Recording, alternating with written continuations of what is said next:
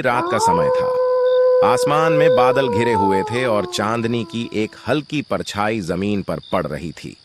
राजू अपने दोस्तों के साथ एक पुरानी हवेली के पास आया, जिसे लोग भूतिया हवेली कहते थे। सबने सुना था कि वहां अजीब अजीब सी घटनाएं होती हैं।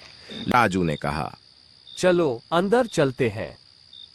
राजू, तुमने तो कहा था हवेली के बाहर ही रहेंगे। मैं अंदर नहीं जाऊंगा, तुम्हें जाना है तो जाओ। श्यामू, चलो ना, हम जल्दी बाहर आ जाएंगे। दोस्तों में से कोई भी जाने के लिए तैयार नहीं था, लेकिन राजू की जिद के आगे सबने हां कर दी। हवेली के दरवाजे पर पहुंचते ही एक ठंडी हवा का झोंका आया, जैसे किसी ने दरवाजा खोल दिया। भीतर का माहौल और भी डरावना था। चारों ओर धूल और जाले थे और हवा में एक अजीब सी गंध थी। अचानक किसी ने दरवाजा जोर से बंद कर दिया। सब चौंक कर एक दूसरे की तरफ देखने लगे। डरो मत, हवा से गेट बंद हुआ है।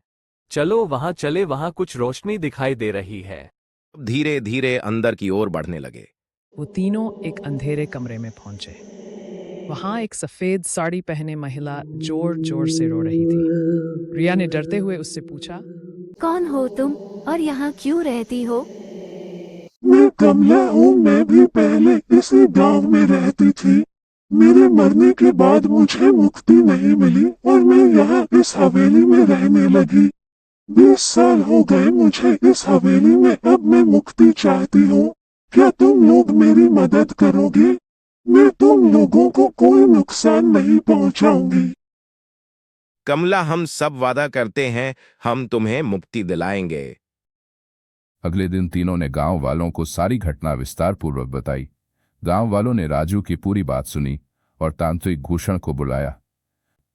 गांव वालों ने भूषण को सारी बात बताई। भूषण ने कमला की मुक्ति के लिए मुक्ति हवन करवाने का सुझाव दिया। गांव वाले मान गए और कमला की मुक्ति के लिए हवन किया गया। थोड़ी देर बाद कमला वहां पहुंची और गांव वालों का आभार प्रकट किया और एक छोटी चिड़िया बन कर मुक्ति पा गई। इस प्रकार कमला को मुक्ति मिल गई। ऐसी ही कहानी को सुनने के लिए बने रहें डूबी जी के साथ।